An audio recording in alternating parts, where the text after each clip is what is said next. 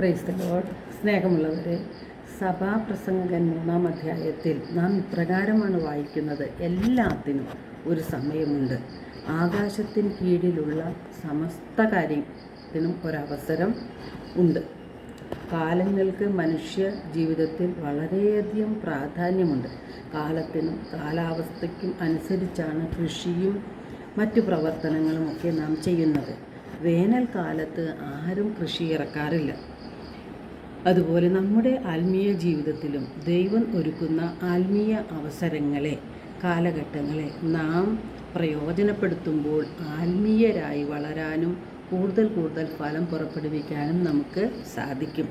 ദൈവം ഒരുക്കുന്ന കണ്ണുനീരിൻ്റെയും കാലഘട്ടവും ആനന്ദത്തിൻ്റെ കാലഘട്ടവും നമ്മുടെ ജീവിതത്തിൽ ഉണ്ടാകും.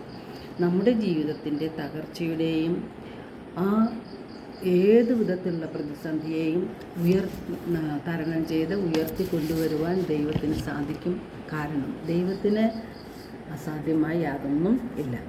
ദൈവഹിതം തിരിച്ചറിഞ്ഞ് ജീവിക്കുവാനാണ് നാം ഓരോ ദിവസവും ശ്രമിക്കേണ്ടത്. ദൈവത്തിനായി നാം കാത്തിരിക്കണം. റോമ 9:16 തിരുവചനം പറയുന്നു: മനുഷ്യൻ്റെ ആഗ്രഹമോ പ്രയത്നമോ അല്ല, ദൈവത്തിൻ്റെ ദയയാണ് എല്ലാറ്റിൻ്റെയും അടിസ്ഥാനം എന്ന്.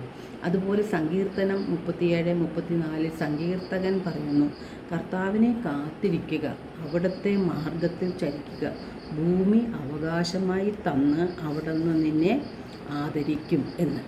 ജെറമിയ 29:11 ജെറമിയ പ്രവാചകനിലൂടെ കർത്താവ് അരുളി ചെയ്യുന്നു: നിങ്ങളെക്കുറിച്ചുള്ളൊരു പദ്ധതി എൻ്റെ മനസ്സിലുണ്ട്, അത് നിങ്ങളുടെ നാശത്തിനുള്ള പദ്ധതിയല്ല, ക്ഷേമത്തിനുള്ള പദ്ധതിയാണ്.